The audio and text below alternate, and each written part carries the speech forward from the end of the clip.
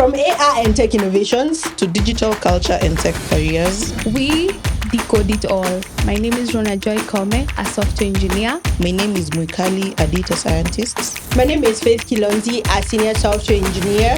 And I'm Mongina, a data scientist, and together we are Global Tech Sailors. Join us and let's sail these uncharted waters of tech together. Hi guys, welcome back again to Global Tech Sailors podcast. Today we are very excited to do an episode that's very interesting, especially for techies and non-techies. Yes, today we are covering all the bases. My name is Kilonzi. I'll be hosting this episode and I'm joined with Diana and Rhonajoy, who are my co-founders and co-hosts at Global Tech Sailors. Guys, just introduce yourselves. How are you doing? Hi guys, my name is Joy. I'm happy to see you. Happy to be here. Looking forward to the conversation. Interesting, stimulating conversation. Subscribe, guys. Subscribe. Hi everyone, I'm Mongina. Oh, sorry. Amazing. Hi everyone. I am amazing, but most people call me Diana. Brand is not branding. The fact that you're forgetting that you're amazing makes it questionable. It's okay. If it is questionable to you, then we are not friends. No, it means that you're not representing the brand well. All right. And in branding, there is consistent. As you can see, guys, we are here. It's mostly, this conversation is going to be easy. We want to focus on techies who are in tech and are thinking now, especially those in technical roles like software engineering, data science, any of those coding related roles. And they want to figure out what other non-technical roles can I transition to. And also now we also have other people who are tech enthusiasts and they are mostly interested in tech. Which roles in tech can I venture into if I want to transition? But now before we get to that conversation, we were talking about how sometimes when people think about tech, they think coding. Or when you introduce yourself to someone, you say, I'm in tech. Then they think you're a coder, software engineer, data scientist.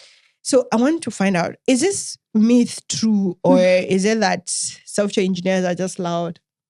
Or data scientists? You stole my point. Anyway, I think it's teamwork. It's called teamwork, guys. I think collaborations make the work. I think again, it's a myth.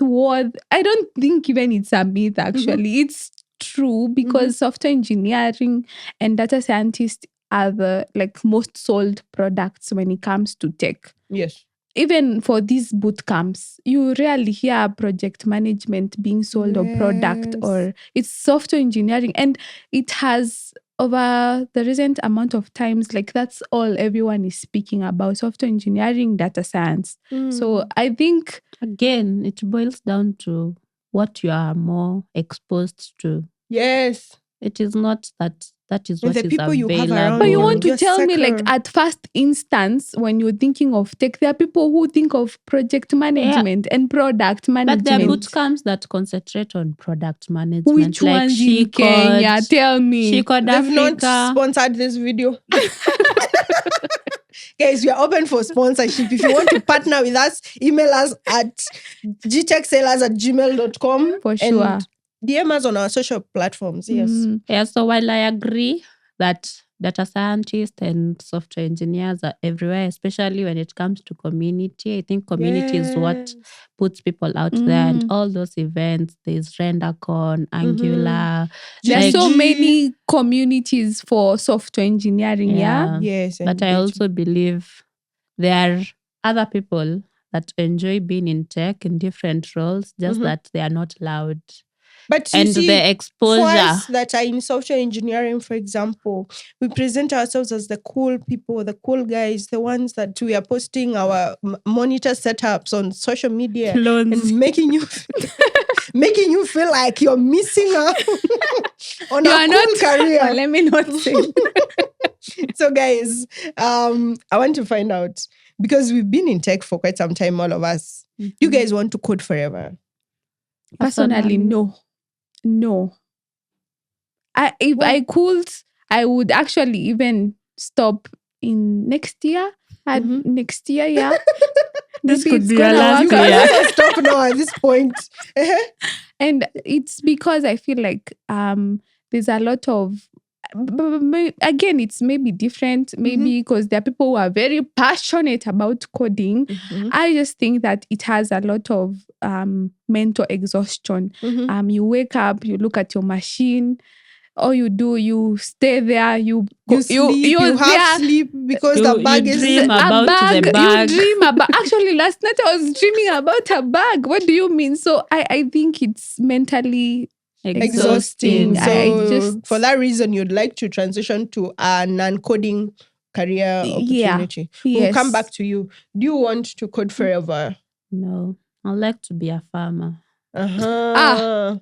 She's one of those, I saw on social media there was a sound on LinkedIn, on TikTok actually, and people are like, you see someone's snapshot of a LinkedIn profile and they say, Microsoft senior software engineer, 20 years. Then after that, farmer. So you want to be those guys? No, but I don't want to code forever. Okay. Really. I also feel it is too exhausting. But I am in the data side. We don't code a lot, but we do a lot of presentations. So after coding, you see the way software engineering. Give us an exclusive. Is that the reason why you left software engineering for data? Yes, because Diana was we were all software engineers, but Diana Mwikali transitioned. Yeah. So tell us. I even did a master's in data and still stayed in software engineering. So tell us, is that why you moved? No, I think my career path wasn't exciting as a software engineer. Maybe if I could transition to actually coding, I could stay there. Okay, because you are training. Yeah, so it was not very exciting to do the software engineering.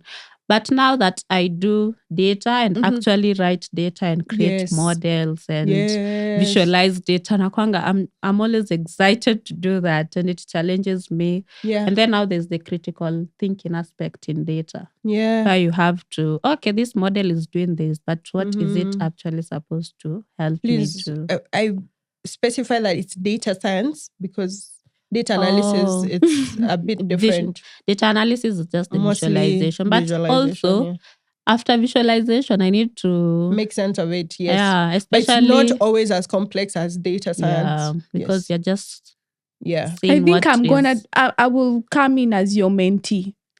I transit. You want to be a mentee for everyone. In our previous episode, you wanted to Kevin. Don't you see the common ground is data analysis? I don't want data science because I think I'll avoid coding. Yeah.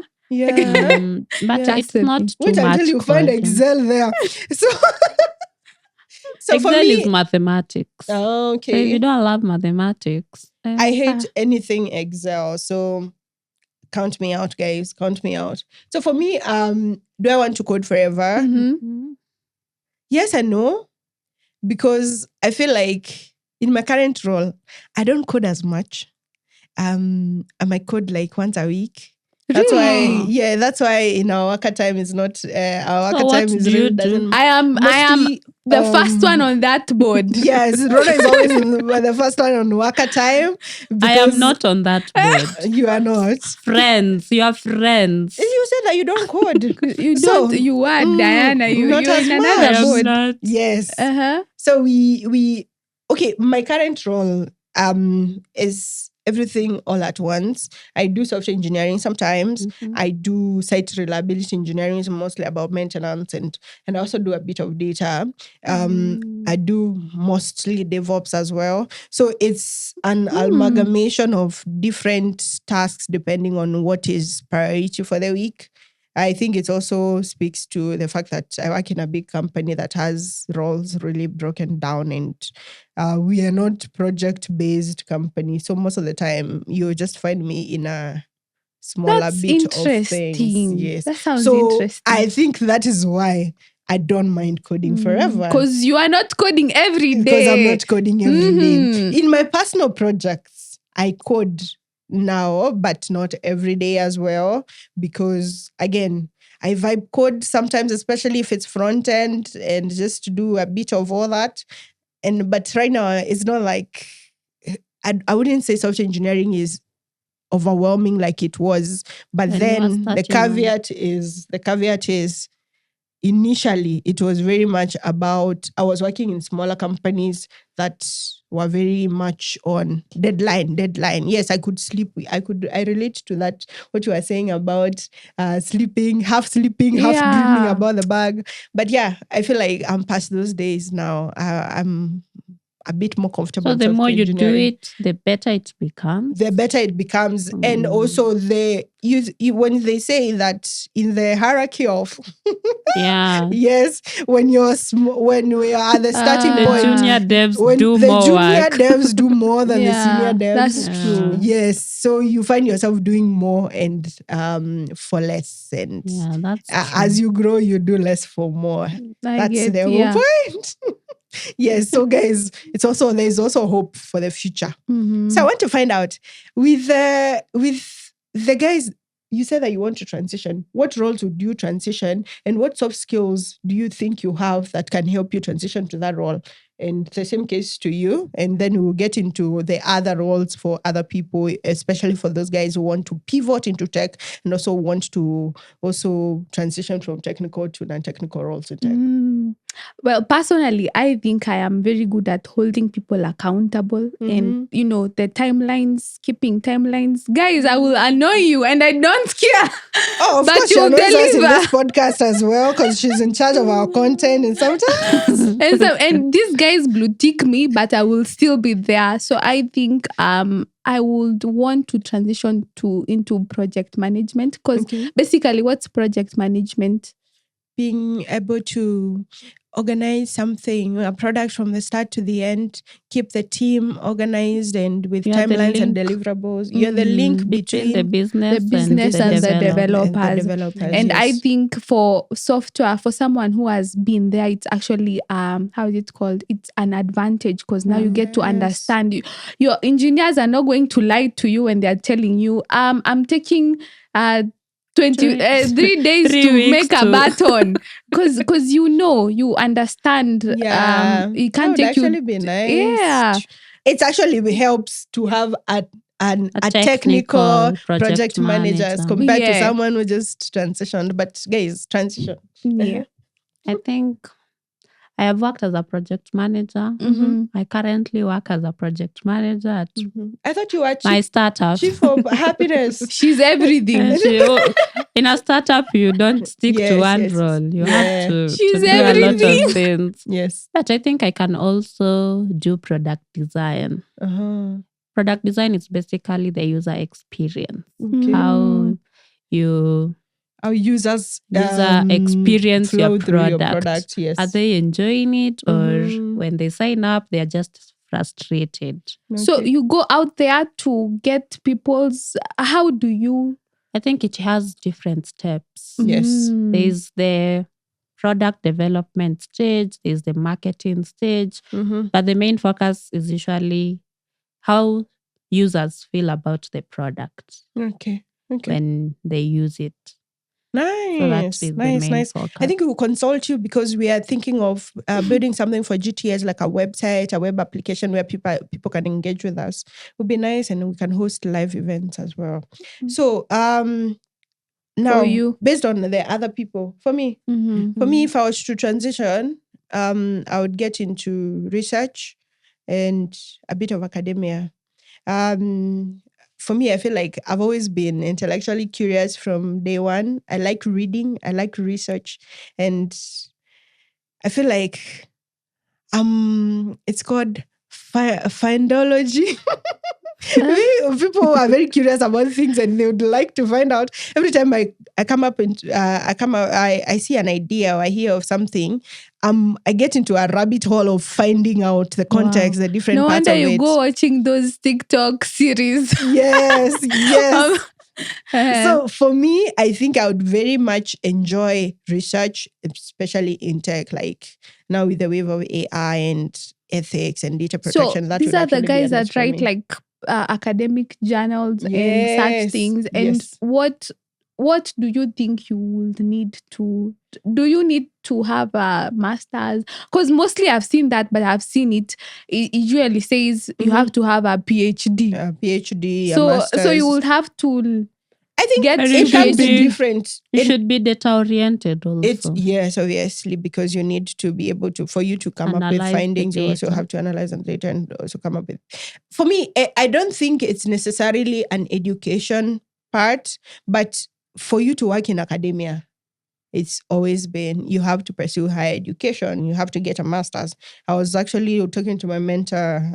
She's a lecturer, and she was telling me if I want to start part-time lecturing, I need to figure out, start writing more, publish journals more. So if you enjoy writing and research, that would actually be a perfect career for you. And the good thing is, for me, from a background of being a technical writer before, you don't always have to be very sophisticated. It could just be you are a journalist and now you want to transfer those skills to a specific field in tech. For example, you can be a tech writer or a tech researcher for a corporation. Yes. Have you seen those medical research doctors? They work. They have like, they hire tech writers for those particular roles. So you can actually to do research, but for human impact. Like a human centered maybe design poverty. I'm researching why are people so poor. Okay, that's not tech. Yes. No, it is tech because you'll do the technical aspect when you do. But it's more social than tech. Yeah, social tech. Yes. Okay, social tech. You're really forcing this tech. She's forcing all the best, my girl. Let's see my tech. But it has the technical aspect, guys. Yes. But I'll do that. Okay, good. I enjoy. Let's talk to the audience. Creating the impact. Let's talk to the audience. If now, from an audience point of view, what other career roles can they pursue and why? If they want to transition to non-technical, non-coding career opportunities. There's IT support. That one I did that, guys, during my attachment, and you ask, people call you, hey, my machine is not working. You go there, connect the internet and such things. So that's make sure the VPN is working. Yes, such things. So IT support. Do you need any? You just need to have very good troubleshooting skills, I guess, of the machine. They need to understand the OS, especially operating systems. Yes. Yeah. Data analyst, it is very low code based, but also depends with the data analysis you're doing. If you're using a programming language like R and Python, that one is coding based. Yes. But if you're using just the basics, which most Kenyans do, Excel, SQL, and Power BI, that one is very non-technical, non-coding. I think non-coding is what we are using to specify these career roles. My problem with that is, or rather you tell me, is because when we talk of data analysis, the jobs that I have seen in Kenya, or not even in Kenya, I've seen most of them require you to know Python, R. Like you're being called as a data analyst, but you need to know R, Python, Power BI, Excel, like Tableau. So now how... Tableau, there's no coding in Tableau. There's no coding in Power BI. But the Python, the R is mostly for just scripting. Data cleaning. Like data cleaning. Like fetch this data from this CSV file, then pre-format it into this format so that we can maybe upload it on... So there are places where less coding. Oh, it's not like zero coding. It's less coding. Please say that. It's not zero coding, but it's less. I think another career opportunity for people would be tech recruitment. We had an episode on tech recruitment. Guys, check it out. We had a very amazing guest. It's called Nimrod Kimani. He shared a lot of insights on that and we'll be bringing him back. So tech recruitment is a great thing because for him, I think he said that he transitioned from finance to tech recruitment because he realized he was good with people. That's actually a great opportunity for you. If you want to get into tech recruitment, tech HR, you can also do customer success as well. Or like just ensuring that the users or the customers are enjoying your working or using your product. Correct. So in case they have any challenges, you are able to solve that.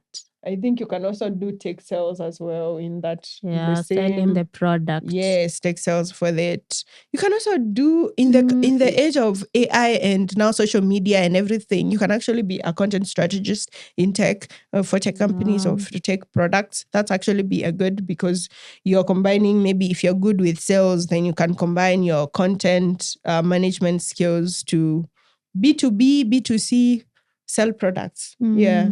There's Anything else? also UI UX, yes.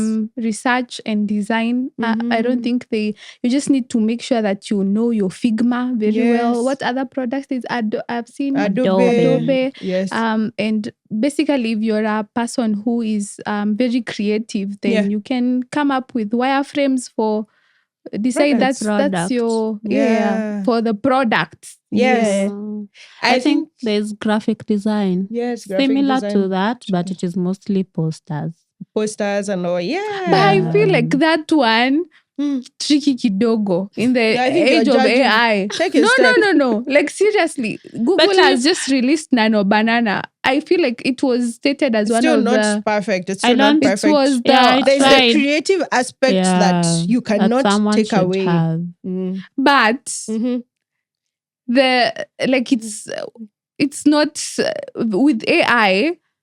That's how I feel. Even wireframes, then we can create with AI. Right now, even software engineering, you can create with AI. So I feel like what differentiates someone from just being in a particular role or career is the human aspect of it, the human creativity. Are you creative? Are you creative to bring something extra to the product? If you interact with a customer today or a user and you see there's something they need, sometimes it might be very difficult for AI to translate that as good as you would translate it. So in as much as, AI might take that over, I get you. They might not necessarily mean that they, Well, I just saw a video of a man. There's a man I follow on TikTok and he was saying, these are the careers. I think we can say fear-mongering TikTok, that word. we can say we'll have fewer graphic designers. Yes, but not we'll still need them. I think you see, so you have to people be are saying that crisp in your designs. People are saying that for you to be able to succeed actually in tech spaces or in any career at this point, tech or not, you actually need to be very successful with regards to, are you able to bring something extra to the role? Like right now, people are going to pay you for your depth.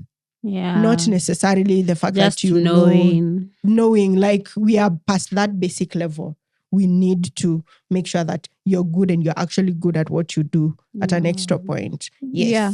So, final, the other careers, we'll list them, guys, and also comment below and tell us what other non-coding or less coding. Yes. HR. There are so many. Marketing and HR. Tech sales, we said tech recruitment. We said that. Please focus in class, guys. Focus in class. So finally, as we finish the episode, I want to find out in terms of, so for someone who is looking to transition into tech or they want to pivot, what are some of the things they can do to get into those roles? For example, you said something to do with project management. What would you take to be able to be a project manager, or what steps would you take? So, first of all, I am actively trying to learn project management, applying to these boot camps to try get a position to learn the project management. But the most thing that I would really want is if I could get someone where I could shadow them, like you don't have to pay me as a volunteer, just beginning as a volunteer. Get hands-on experience. Yes. And then specifically for project management, you need you need to research, guys. You see, I have researched. There is this certificate that you need, PMP. And most of the project management jobs are going to ask you, do you have this certification? So if you could get these certifications, then they could help. But mostly, I would prefer the practical experience to the certification first. I think, there'll so definitely be link me up. Too. Yeah. For sure. I have a friend who actually shout out to Primrose. She actually did. She was running a startup. She was a COO in the startup. Then she transitioned to project management. She did the PMP and she got like a very fancy job. Wow. Sure. So you link me up. I'll link you up. Talk to me nicely. So certifications are very important, especially right now. You can do a bootcamp, yes. Make sure that the certification from the bootcamp is legit. But nowadays, we have so many techies in different spaces that don't necessarily require a degree. You just need your hands-on skills and maybe 1 or 2 certifications, especially for PMP, PO, if you want to be a product owner, if you want to be, what is it called? If you want to be a Scrum Master, there are so many certifications that will help you skip some steps because you're good at you have that knowledge and skill. I can talk about data analyst. Shadowing is a very good part of transferring. Yes. There's the networking aspect of things. Just go to those communities. If you see an event on data analysis, I see Lux Academy doing most of those things. You can check them out. Also, if you need some mentorship, please reach out to me. I don't charge a lot. Mongina. A lot for the basics in Excel, Power BI, SQL. I can take you through. But also for the transferable skills, I think they're very important. So if we are trying to start out into tech, think about the transferable skills. Like in data analysis, you really need to be a critical thinker for you to give the insights for the business to keep running. So think about the transferable skills that you can use to transition. But the technicality, there's Gemini. There's the learning coach in Gemini. Have you tried it, guys? Not yet. I haven't. Tell us how. Yeah, you can easily tell they have not paid for Gemini. Right now, there are so many things to pay for, guys. Don't judge us. You were supposed to tell us. I mean, you said you're a mentor. Which mentor tells us like that? To pay for things. Okay, let me tell you how it works. So if you pay for Gemini, I think it is $20. So if you pay a month, if you pay for it, there's the learning coach. There's the new chat and the learning coach. So the learning coach. So it's like a new feature. Yeah, it's so a it can feature. teach you different things. Yeah, like it takes you like a teacher. If you ask it random things, it will tell you, I'm a coach here. I can only help you understand a specific topic. So what topic do you want to understand? Which course are you trying to learn? Wow. So if you're trying to learn Excel, it will give you assignments, projects that you can work with. You submit it to it. It will tell you, oh, I see you've done this, but this is what you need to improve on this specific project. You can add this to make it portfolio. But it is a very good way to use AI. So try and use that also. Okay, Diane, I will look for the $20. Thank you, guys. Thank you. And this was a very amazing conversation. Just to finalize on this, I wanted to say that if you work in an organization that supports career growth horizontally or vertically, especially horizontally, explore within that company. For example, I saw in my company where people like I could be working in customer service. And now they introduce to you, you find out, oh, there's a role in data. Then if you talk to your manager about your growth plan within the company, they can help you, even get you people within the company to mentor you, to shadow you, and grow you into the role that you want to get into. So find out opportunities within your company, especially if you think tech is not for you, please, you can also explore other opportunities within the space. Yeah, don't you think this was a nice episode? It was. Short and sweet. Short and sweet. Thank you, guys. Thank you. We are Global Tech Sellers Podcast. We talk about all things tech careers, and how to navigate these uncharted waters of tech. So we are very, very happy to have you here. Subscribe to our channel. Follow us on Spotify, on all the streaming platforms that you'll find us on. So please subscribe and let's have this conversation. Clock it. Bye-bye. Clock it, and we need subscribers. Thank you.